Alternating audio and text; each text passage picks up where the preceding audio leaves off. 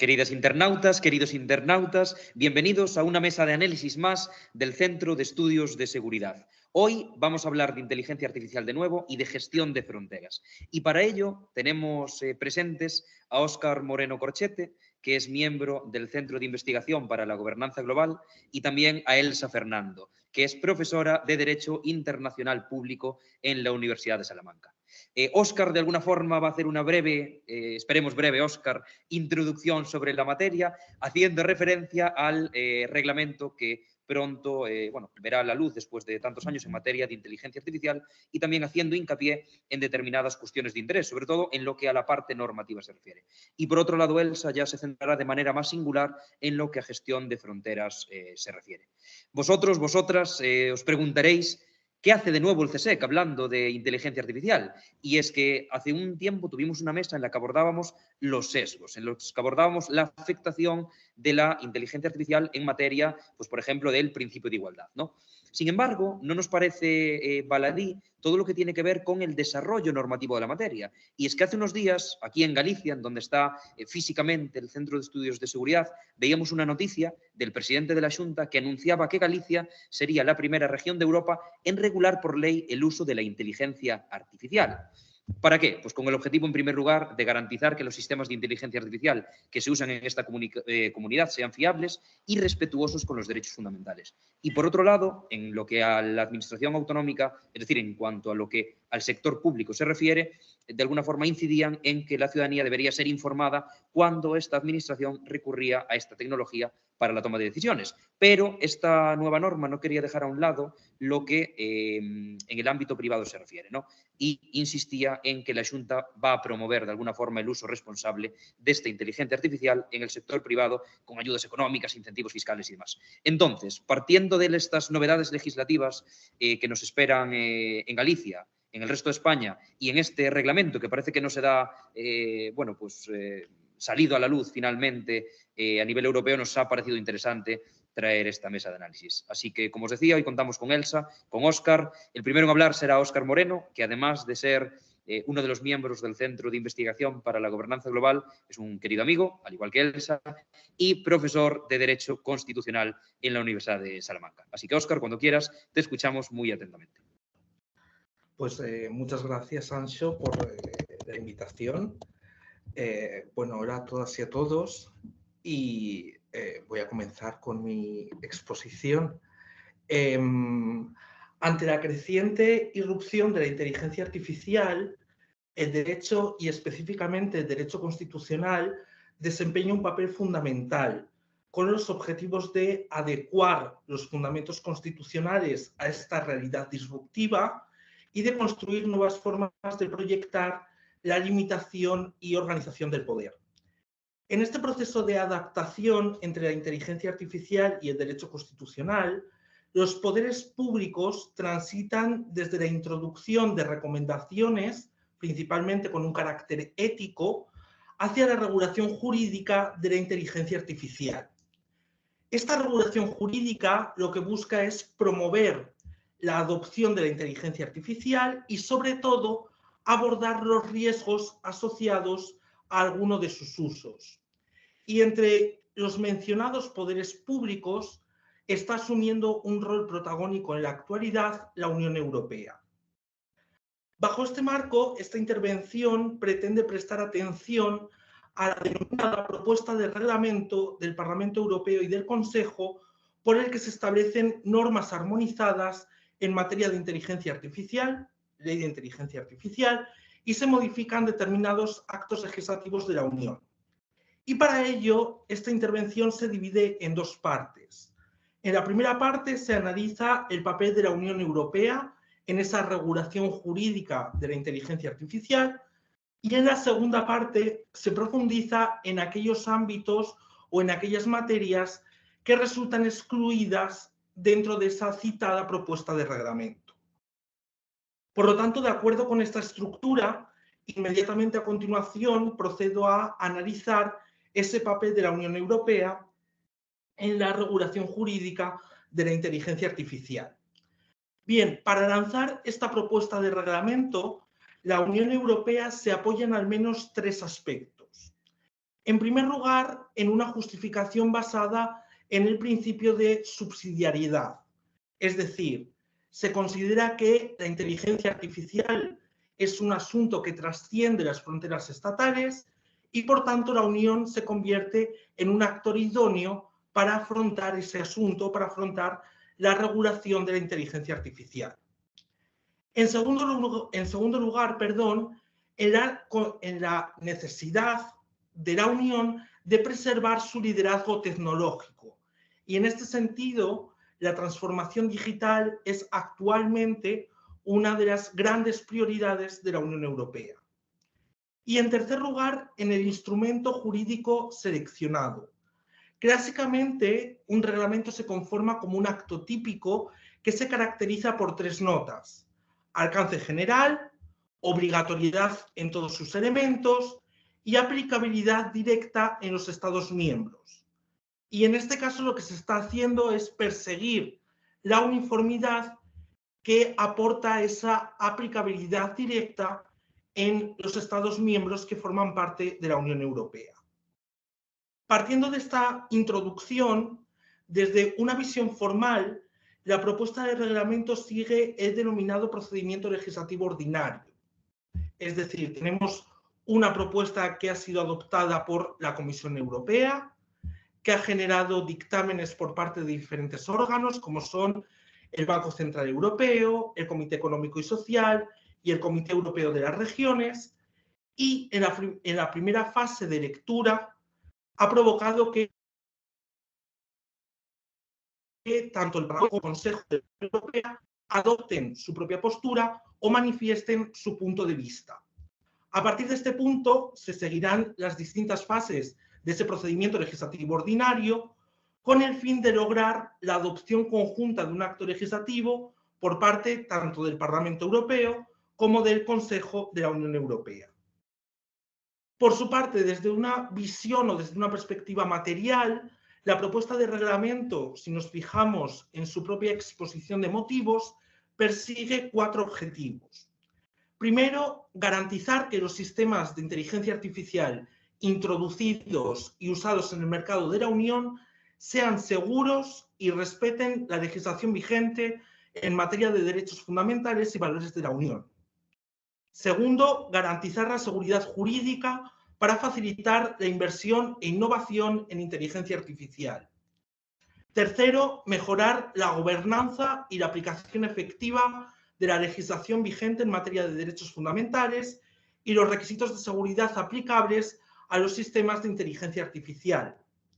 Y cuarto, facilitar el desarrollo de un mercado único para hacer un uso legal, seguro y fiable de las aplicaciones de inteligencia artificial y evitar la fragmentación del mercado. Partiendo de esta base o de estos cuatro objetivos que se plantea la Comisión Europea en su propuesta y de una manera extremadamente resumida, porque si no excedería el tiempo destinado a mi intervención, la columna vertebral de esta propuesta de reglamento adopta un enfoque que se basa en el riesgo. Es decir, el riesgo determina las limitaciones y los requisitos que se imponen a los sistemas de inteligencia artificial y, en concreto, a cada sistema de inteligencia artificial. De este modo, tenemos como tres peldaños o tres diferenciaciones. Primera, los usos de la inteligencia artificial que provocan un riesgo inaceptable por resultar contrarios a los valores de la Unión. Segundo peldaño, tendríamos los usos de la inteligencia artificial que provocan un riesgo alto para la salud y la seguridad o para los derechos fundamentales. Y tercer peldaño, aquí estarían los usos de la inteligencia artificial que provocan un riesgo bajo o mínimo.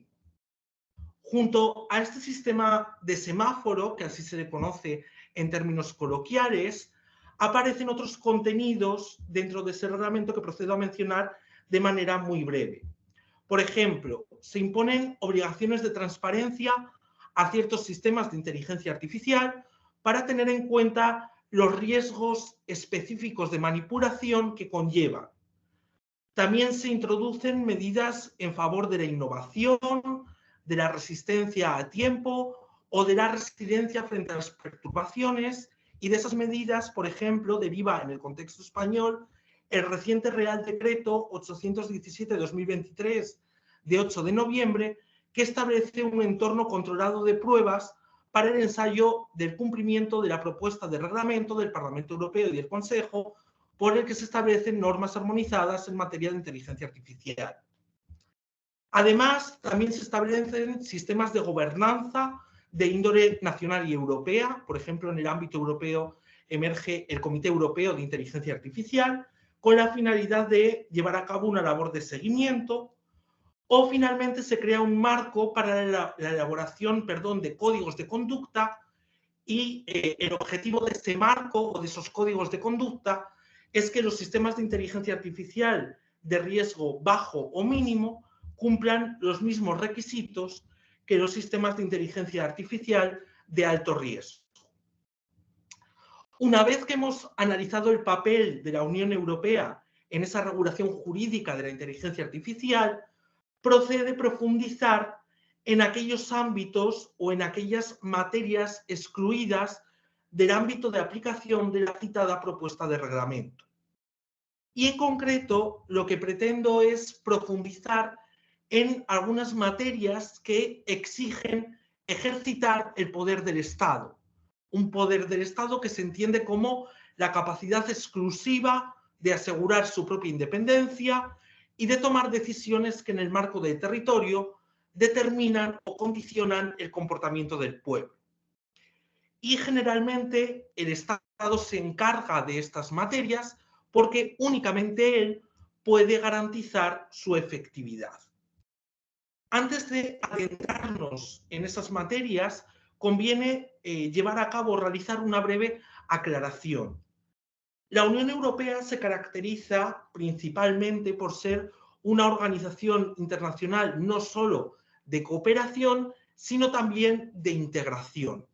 Y ser una organización internacional de integración implica que la Unión se caracteriza por la independencia respecto de los Estados.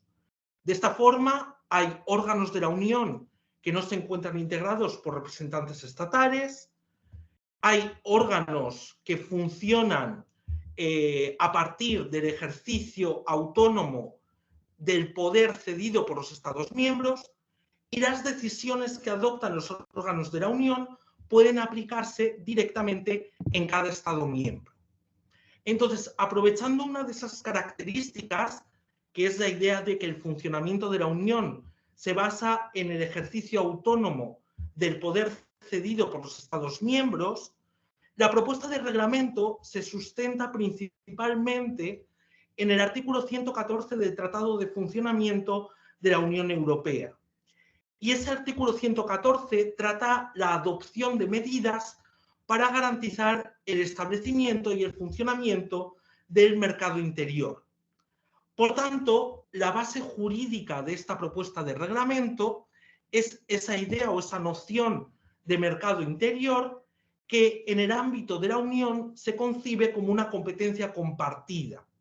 Es decir, la Unión y los Estados miembros pueden legislar y adoptar actos jurídicamente vinculantes, pero los Estados miembros únicamente ejercen su competencia si la Unión no la ha ejercido antes, si la Unión ha decidido dejar de ejercerla, y solo en la medida en que la Unión no haya ejercido esa competencia o ese poder. Además, esta propuesta de reglamento no solo se asienta en esa competencia en materia de mercado interior, sino también hay determinados contenidos que nos conducen al artículo 16 del Tratado de Funcionamiento de la Unión Europea, que se refiere a la protección de las personas en relación con el tratamiento de sus datos personales.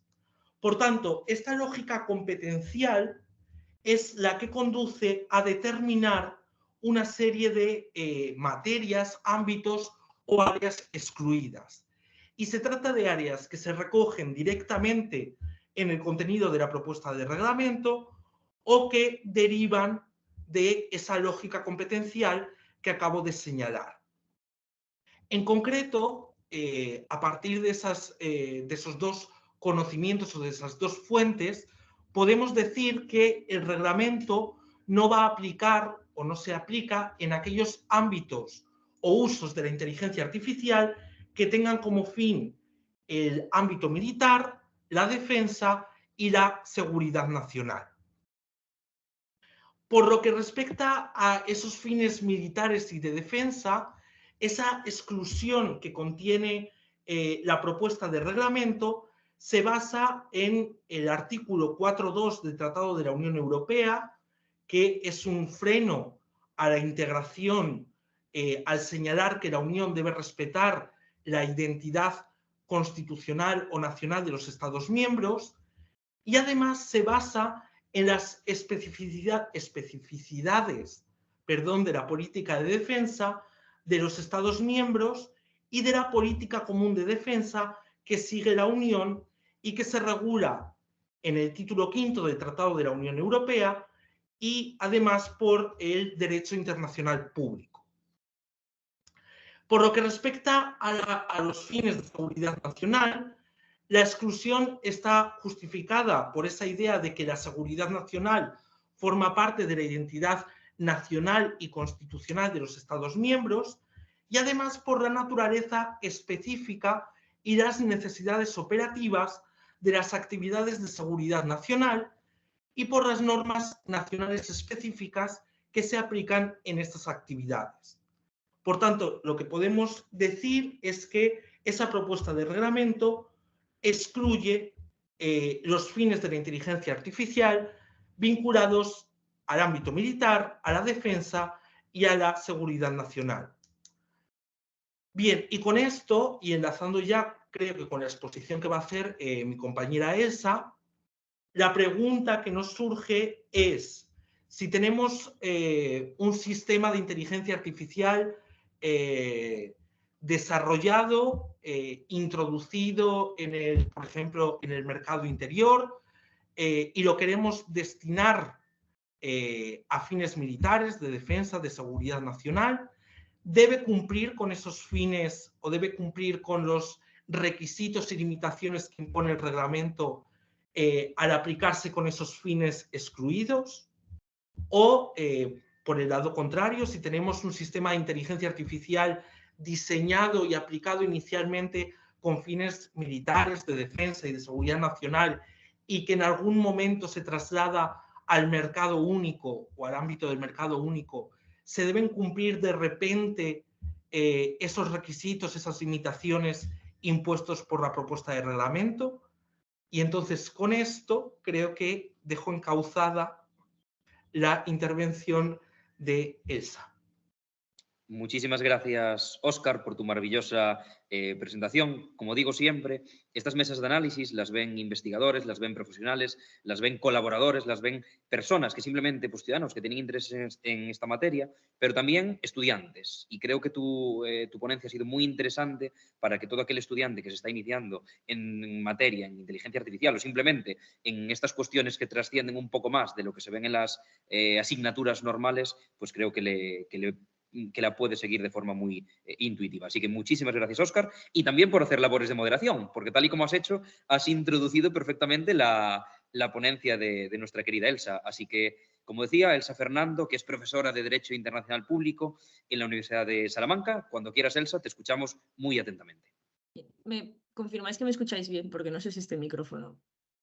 Perfectamente, Elsa, te escuchamos Bien. perfectamente. Gracias tanto a Anxo como a Óscar por la introducción, porque el tema que yo voy a tratar es la gestión migratoria o la gestión de flujos migratorios en lo que es la frontera de un Estado miembro de la Unión Europea, pero sí que está muy vinculado tanto a seguridad nacional, defensa y seguridad militar. Especialmente en los últimos 20 años lo que vemos es una securitización de las fronteras y cada vez más competencias o roles, tanto de agencias que intervienen en cuestiones militares y policiales vinculadas con el control migratorio, que conviene no olvidar que no dejan de ser personas en movimiento, ya sea movimiento irregular o regular, pero que también están bastante vinculados a algunos derechos fundamentales que tocan con el ciclo migratorio.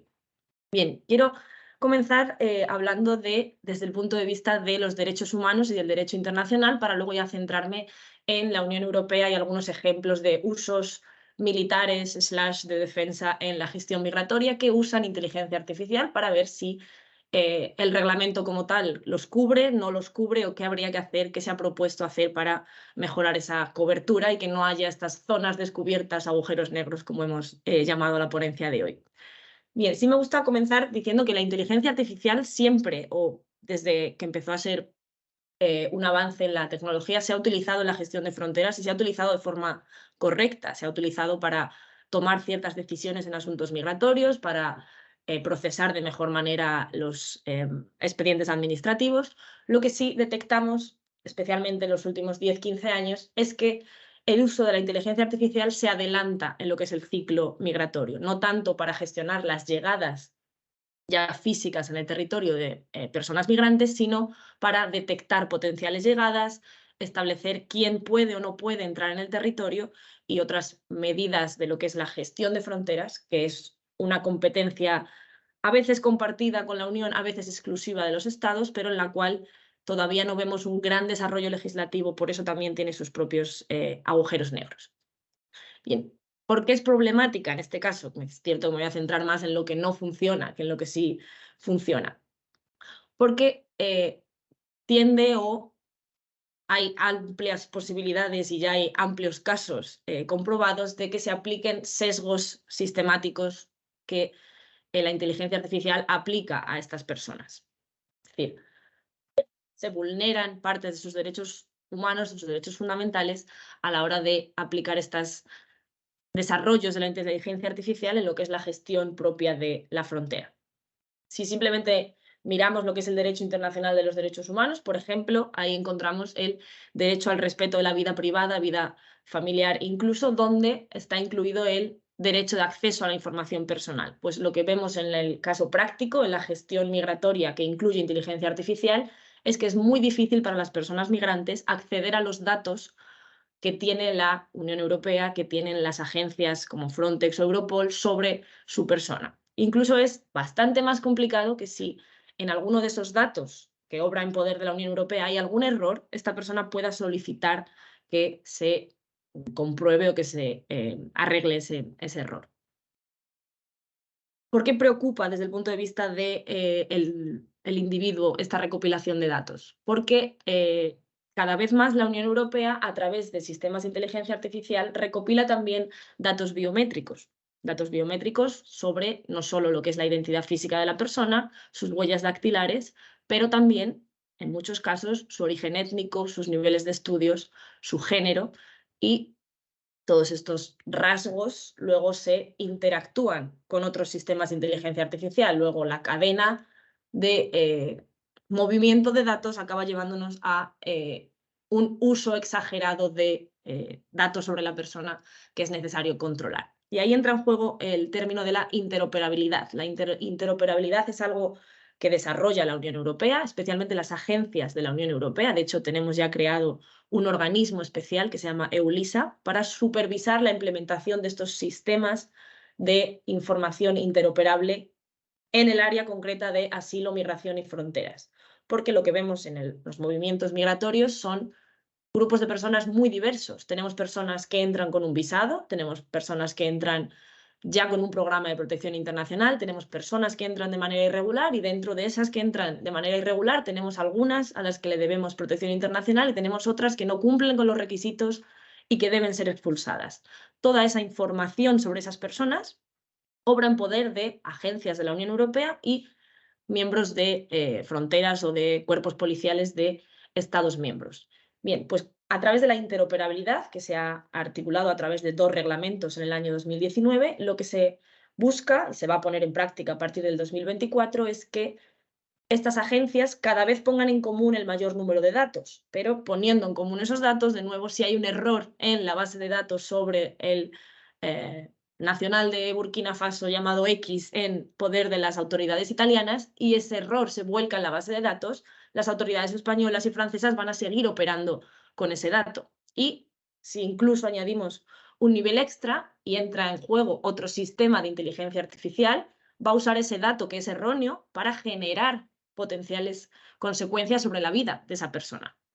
Por eso es excesivamente necesario este reglamento que, insisto, tiene sus fallas, pero a nivel global no deja de ser uno de los avances legislativos más importantes. Si nos centramos en otras áreas del mundo, el sistema chino ni siquiera tiene en cuenta los derechos fundamentales más básicos a la hora de regular. Se trata de un sistema de inteligencia artificial para el control social, incluso basado en ciudadanos de primera, segunda y tercera. Y si nos vamos al sistema americano, es cierto que es un sistema basado en el mercado, pero no tanto centrado en derechos como es el caso europeo.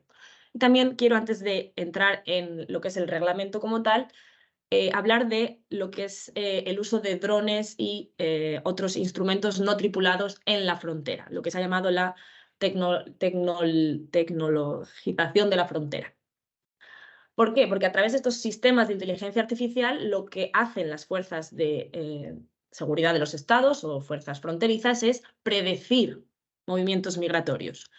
Pero si a través de esa predicción de movimientos migratorios yo llevo a cabo una decisión jurídica o decido que se va a lanzar una operación de salvamento y rescate en el mar que termina en una potencial devolución en caliente, una devolución colectiva, estoy vulnerando derechos fundamentales, aunque, como indicaba mi compañero, si se trata de una actividad de ámbito de la defensa, del ámbito militar o del ámbito de la seguridad nacional, en principio el reglamento no aplicaría. Por eso hay amplias dudas sobre realmente esto dentro de 5 años, cómo se va a aplicar en algunas zonas como el Mediterráneo, por ejemplo, o en la zona marítima entre Senegal y Canarias.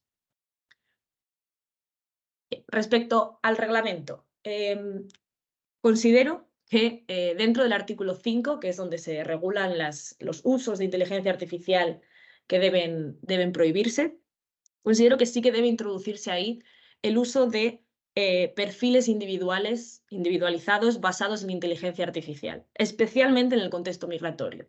¿Por qué? Por lo que decía antes. Tenemos ya sistemas aprobados para ponerse en su uso el año que viene, en el cual vamos a evaluar a las personas migrantes en función de si son un riesgo para la seguridad pública, si son un riesgo para la seguridad nacional o la defensa nacional. Pero es que los parámetros que le hemos introducido a la inteligencia artificial para que nos vuelque una respuesta son el nivel de estudios, el origen geográfico de la persona, si estuvo o no estuvo de manera legal o ilegal en la Unión Europea anteriormente, si cometió delitos, y es la máquina la que va a dar una respuesta.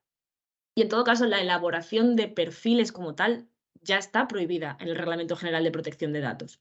Luego, no puede quedar un vacío jurídico aquí simplemente porque se estén llevando a cabo en el área de la defensa o de lo militar, especialmente en el contexto migratorio.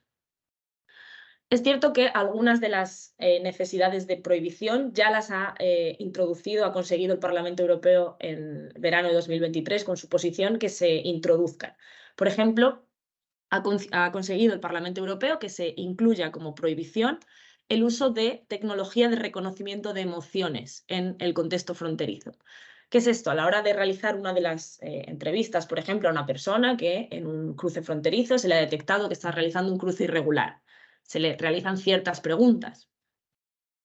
¿Por dónde cruzaste la frontera? ¿Quieres solicitar protección internacional? ¿Viajas solo? ¿Eres mayor de edad? ¿Eres menor de edad? Se prohíbe que se utilicen en ese tipo de entrevistas tecnologías de inteligencia artificial que detectan si la persona está mintiendo o no. No se puede evaluar jurídicamente un dossier administrativo de asilo basado en el hit o no hit que dé un sistema de inteligencia artificial. Y eso es muy importante porque este tipo de tecnologías ya se han usado. Se usaban en los hotspots, los campos de refugiados en Grecia durante la crisis de 2015. Especialmente necesitamos que si quien toma la decisión sobre si yo debo iniciar procedimiento de asilo o no es una máquina, yo, migrante, deba poder recurrir esa decisión.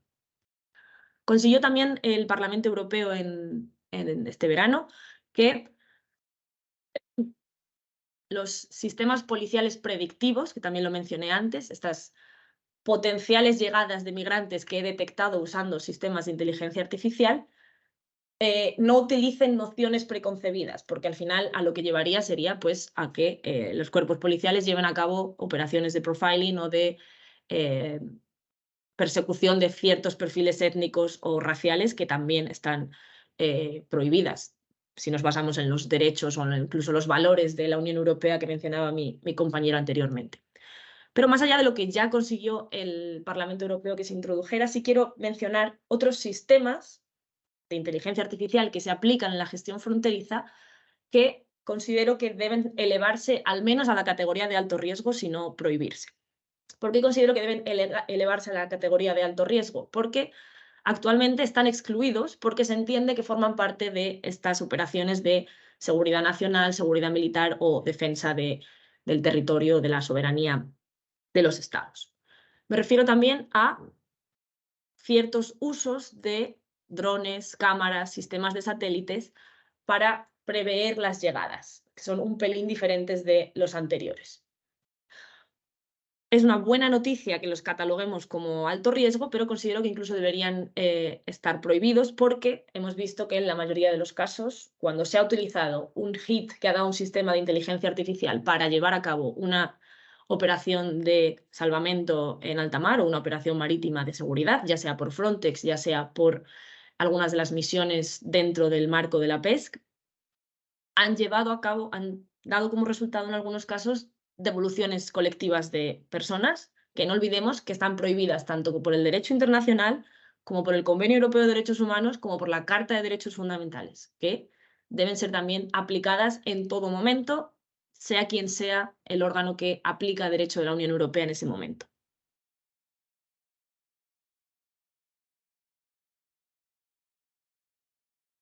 Y quiero referirme también, dentro de lo que es la inteligencia artificial gestionando fronteras, a las bases de datos de inmigraciones o las bases de datos sobre personas migrantes que ya tiene en su poder la Unión Europea a gran escala.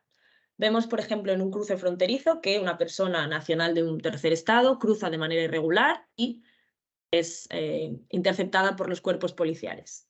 Se toman datos sobre esa persona. Se toman datos no solo cuál es el nombre de esta persona o cuál es su documento de identidad, sino también datos biométricos y datos sobre el pasado de esta persona. Esos datos se vuelcan en los sistemas de inteligencia artificial que, como vimos, se pretende que se interconexionen unos con otros.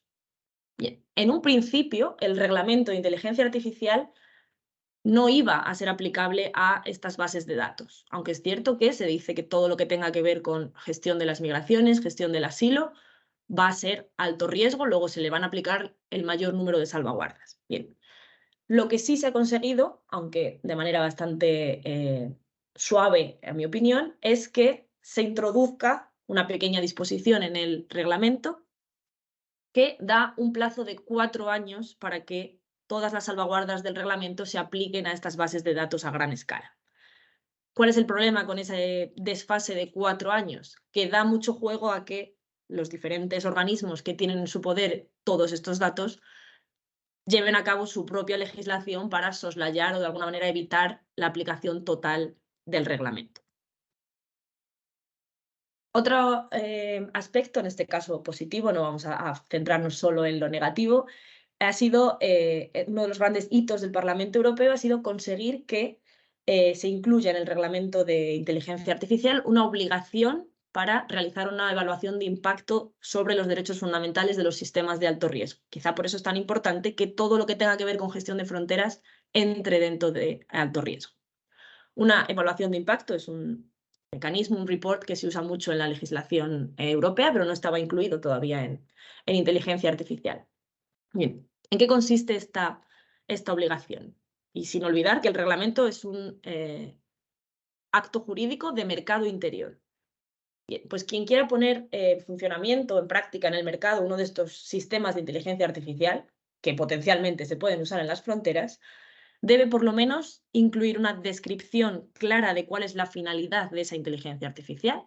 La finalidad de mi dron es detectar si hay un grupo de personas en una zona geográfica y lo hago a través de detección de calor. Fin, si esa es la descripción clara de mi elemento, no puede usarse para nada más que eso.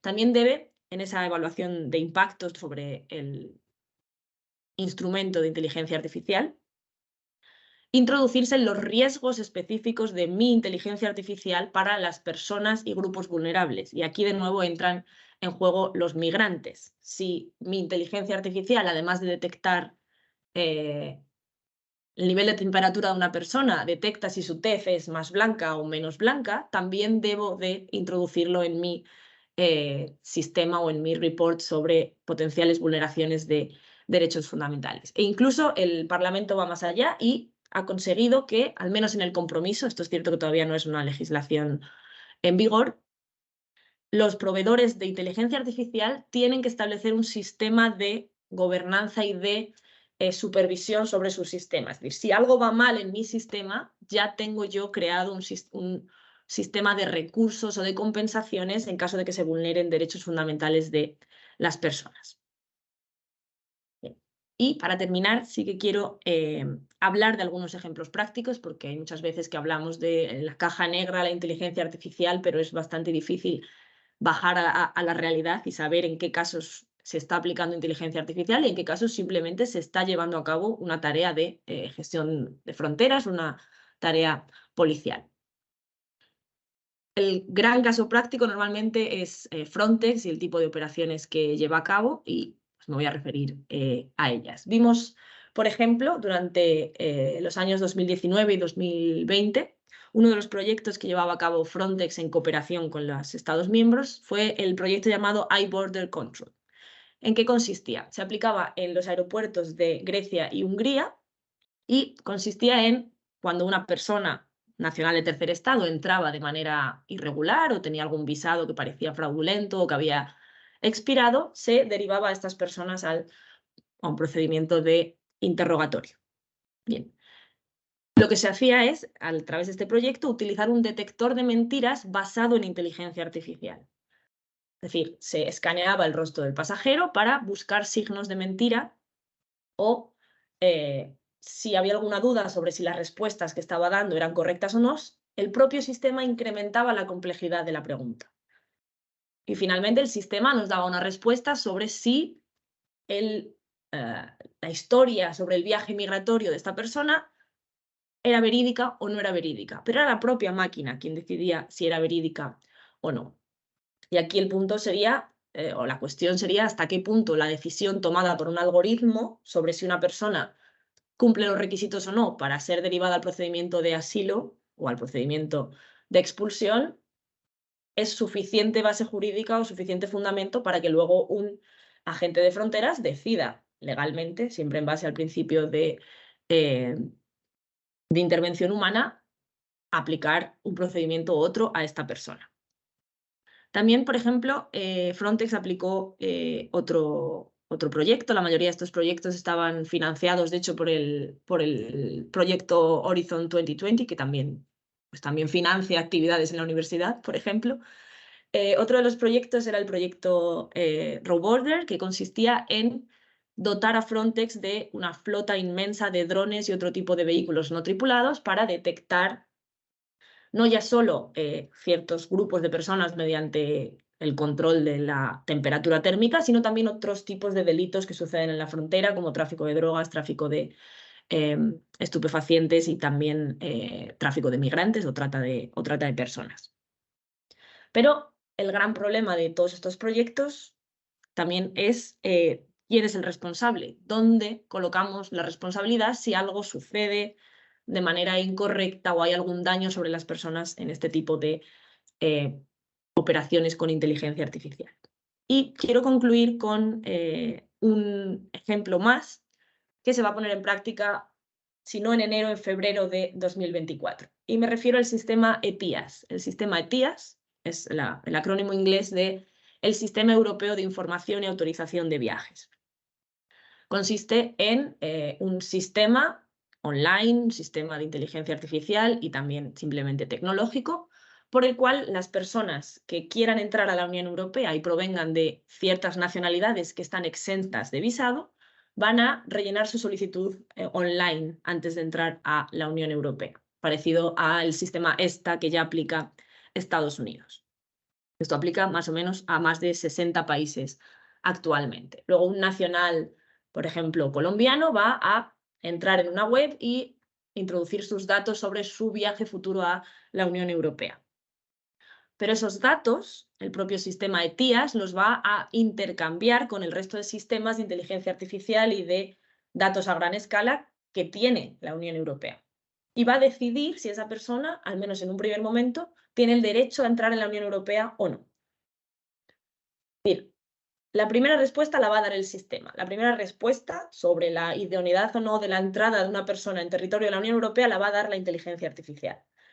Es cierto que el sistema está organizado de tal manera que se puede recurrir ese sistema, esa decisión, y siempre va a haber una persona detrás de la denegación de entrada a territorio, porque si no estaríamos rompiendo cualquier principio de seguridad jurídica.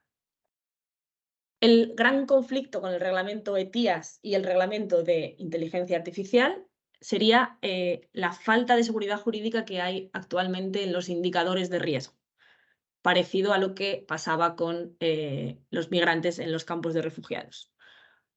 ¿Qué datos está utilizando la inteligencia artificial para darme una respuesta positiva o negativa? Pues se está teniendo en cuenta el género de la persona, si ya estuvo en la Unión Europea o no, cuál es su ocupación actualmente, cuál es su lugar de nacimiento, cuál es el grupo social educativo al que pertenece, pero es que además de basarse en esas características, el propio sistema puede crear nuevos grupos sociales. Luego, no hay un control directo sobre las respuestas que puede dar esa inteligencia artificial. ¿Por qué es ETIAS, y ya concluyo, importante en este sistema? ETIAS se va a poner en práctica en 2024. Ciertamente permite la elaboración de perfiles para clasificar a las personas, lo cual en principio está prohibido tanto por el Reglamento General de Protección de Datos como por el Reglamento de Inteligencia Artificial, pero encontramos disposiciones en la propuesta de reglamento de inteligencia artificial que nos dicen que las agencias del espacio de libertad, seguridad y justicia, es decir, Frontex, es decir, Europol, EULISA, no tienen que aplicar el reglamento de inteligencia artificial cuando apliquen sus propios reglamentos. Es decir, Frontex, cuando vaya a utilizar el sistema ETIAS para saber si un nacional colombiano tiene derecho a entrar en la frontera o no, no está vinculado, no está obligado por el reglamento de inteligencia artificial, pero es que tampoco está obligado por el Reglamento General de Protección de Datos. Y, de nuevo, y ya concluyo, concluyo empezando de nuevo, los derechos fundamentales de estas personas deben protegerse también en la Unión Europea, incluso fuera de la Unión Europea, cuando hay un ente de la Unión Europea operando sobre su persona, ya sea a través de inteligencia artificial, ya sea de manera directa. Y no quiero cerrar mi intervención con la idea de que la inteligencia artificial es per se negativa. Considero que si se aplica de una manera ética y jurídicamente sopesada en la Unión Europea, puede ayudar al objetivo de la Unión Europea, que no es otro que unas fronteras ordenadas, seguras y bien gestionadas, tanto para la propia seguridad de la Unión Europea como para la propia seguridad de las personas que migran. Así que con esto termino mi intervención. Ni siquiera sé si me he ajustado a tiempo o no. Muchísimas gracias, Elsa. No escuchas aplausos porque los internautas nos ven en la distancia, pero si no, seguro que te aplaudirían. Os agradezco mucho porque creo que os habéis compenetrado de una manera maravillosa, Óscar, con esa parte más introductoria, y tú, de alguna forma, con estos aspectos más singulares que nos han, o al menos a mí, me han permitido ver cómo la inteligencia artificial llega a cada una de las facetas de nuestro día a día y también en lugares o en momentos en los que podríamos pensar que no, ¿no? Sí que es cierto, y me gustaría destacar la relevancia, creo, del principio de intervención humana. Y quizás esa sea una de las mayores seguridades que tengan los ciudadanos para evitar esa potencial afectación de derechos, ¿no? Si os parece, os hago dos breves preguntas, simplemente, pues bueno, para dinamizar un poco la sesión, aunque os pediré concreción, porque nos gusta que esas mesas sean dinámicas, pero breves y concisas. Esta pregunta, Óscar, si te parece bien, va para ti. Y es que Elsa, en determinados momentos, también enlazó con tu intervención, hablando de esas materias excluidas del reglamento de inteligencia artificial, ¿no? Tú decías, efectivamente, que algunas de ellas se amparan en el párrafo segundo del artículo 4 del TUE, del Tratado de la Unión Europea. Sobre ello, ¿qué nos puedes decir? ¿Se están pronunciando los Estados? ¿Qué va a hacer la Unión Europea? ¿Hay un vacío legal en ese sentido? ¿Qué ocurre? ¿A dónde vamos? ¿Qué nos cuentas?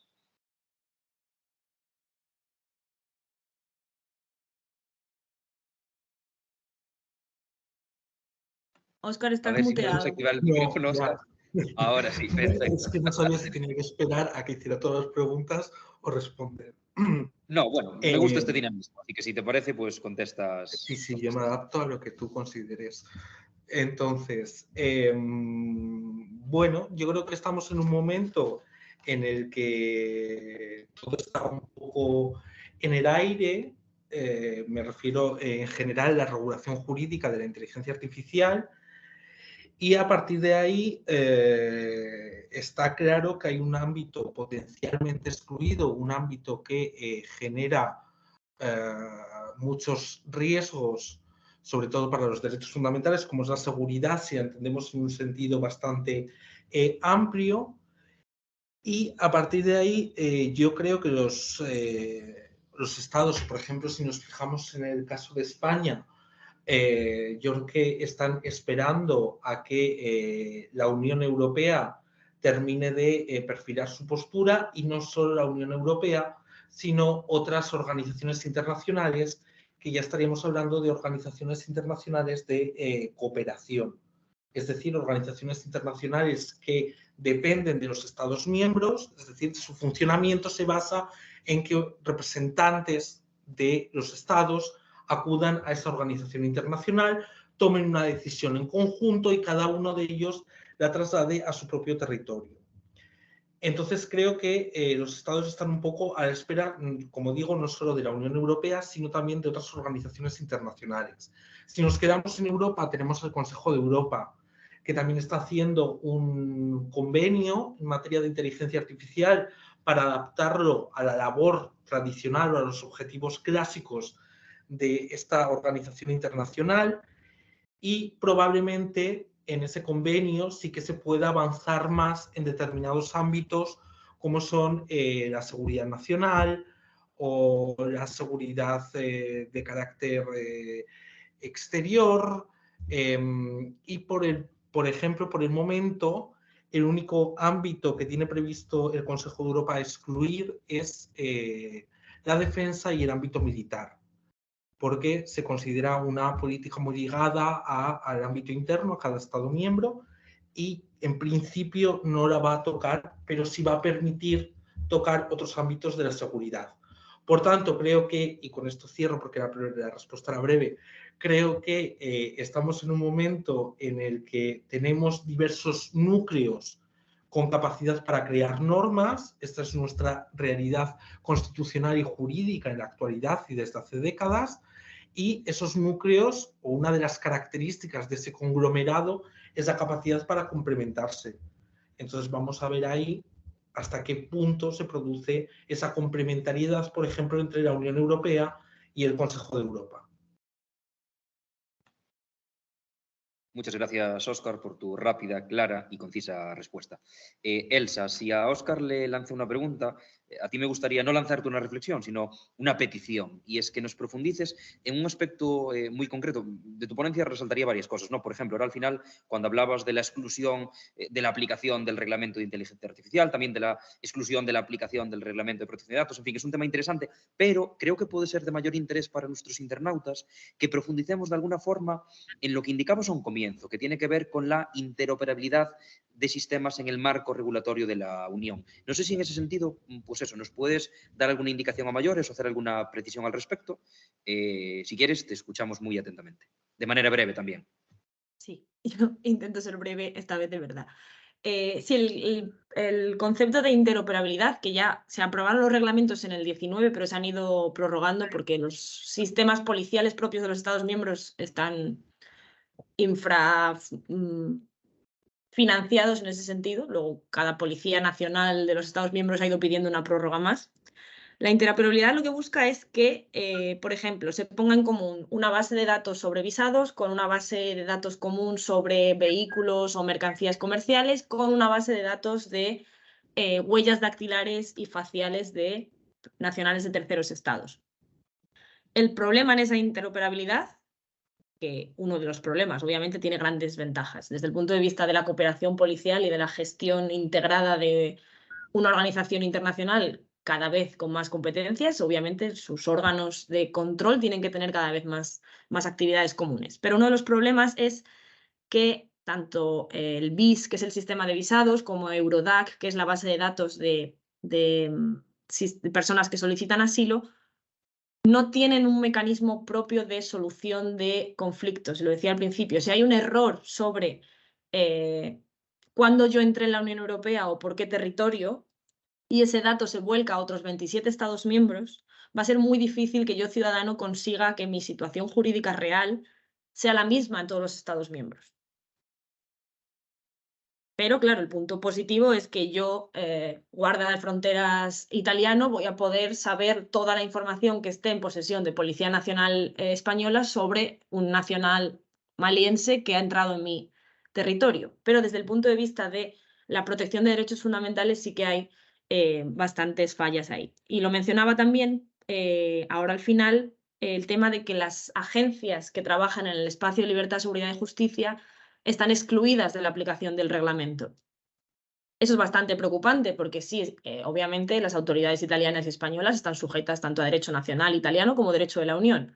Pero en lo que es la gestión migratoria vemos que las agencias cada vez tienen un mayor rol. Las agencias son incluso supraestados ya, tienen poderes ejecutivos y son bastante difíciles de controlar. Luego quizás sería necesario, si no crear un reglamento de inteligencia artificial para las agencias, sí introducir un régimen propio para otros organismos no estatales y cómo interaccionan con esta inteligencia artificial. Sin olvidar, y ya me callo, que el reglamento es un reglamento que se abre mediante el procedimiento de mercado único.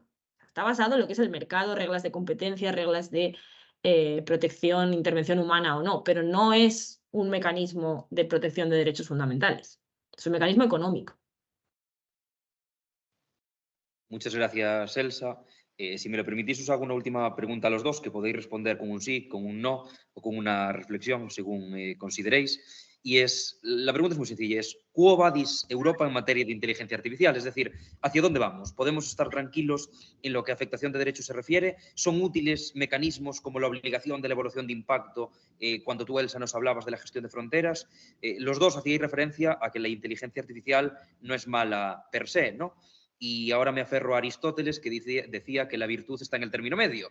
Entonces, partiendo de eso, ¿en dónde estamos? ¿Estamos en el término medio entre lo bueno que es la inteligencia artificial y, en fin, regulando aquellas posibles afectaciones que hay o no?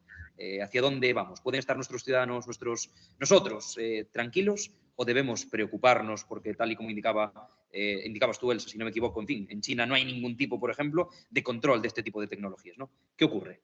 El que quiera de vosotros, el que primero abra el micrófono, que se lance. Yo me quedaría con el punto medio. Cierto que no estamos en el mejor punto en cuanto a protección de potenciales usos malignos de inteligencia artificial, pero tampoco estamos en el punto del todo vale. O sea, ya podíamos aplicar el Reglamento General de Protección de Datos a algunos usos de inteligencia artificial. Y esa es también una de las grandes críticas, que más allá de alguna obligación para productores de inteligencia artificial, el reglamento no hace mucho más que no hiciera ya el Reglamento General de Protección de Datos. Pero al menos la evaluación de impacto, a mi juicio, es un avance bastante positivo. O sea, se tardaron casi 20 años en conseguir que se vinculara derechos fundamentales a otras áreas del mercado único. Y ahora con la inteligencia artificial ha sido uno de los primeros hits del Parlamento Europeo. Pero sí es cierto que pues, la inteligencia artificial es un ámbito que evoluciona tan rápido que ya muchas de las voces dicen es que el reglamento es obsoleto antes de siquiera estar en vigor. O sea que... Pero es positivo. Menos es nada. Al menos, en mi juicio, menos es nada y no conviene no olvidar que el derecho siempre va por detrás de la realidad, en cualquier ámbito. No, yo por mi parte creo que no estamos en el punto medio de la balanza y con eso no quiero decir que estemos inclinando la balanza hacia el lado de la inteligencia artificial y que de cualquier uso de la inteligencia artificial vale, sino al contrario. Creo que la Unión Europea está abanderando la protección de derechos o el mantenimiento de sus fundamentos clásicos y habría que preguntarse, que yo no tengo una respuesta clara para esto tampoco, si hay determinados usos de la inteligencia artificial que, además de generar riesgos, y obviamente hay que tratar esos riesgos, sí pueden generar beneficios. Y si a lo mejor no estamos explorando esos beneficios de la inteligencia artificial porque decimos aquí hay un riesgo, hay un límite y lo prohibimos. Y es ahí la reflexión abierta. Pero creo que como ciudadanos deberíamos estar convencidos de que la Unión Europea, yo creo que está abanderando la protección de los derechos de la persona y que el mayor grado de adaptación lo experimente la inteligencia artificial y no la realidad que teníamos antes de la irrupción de la inteligencia artificial. Pues con esta reflexión, Óscar, cerramos esta mesa de análisis. Muchísimas gracias tanto a ti como a Elsa por estar hoy aquí, por de alguna forma, de manera rotunda, dejarnos claras un montón de cuestiones en cuanto a lo que inteligencia artificial se refiere, ya no solo en esta parte más introductoria, sino también en lo que a gestión de fronteras y otras cuestiones de interés para la securitización de nuestros estados se refiere. Así que, sin más, muchísimas gracias. Gracias a los que nos veis en la distancia y nos saludamos pronto.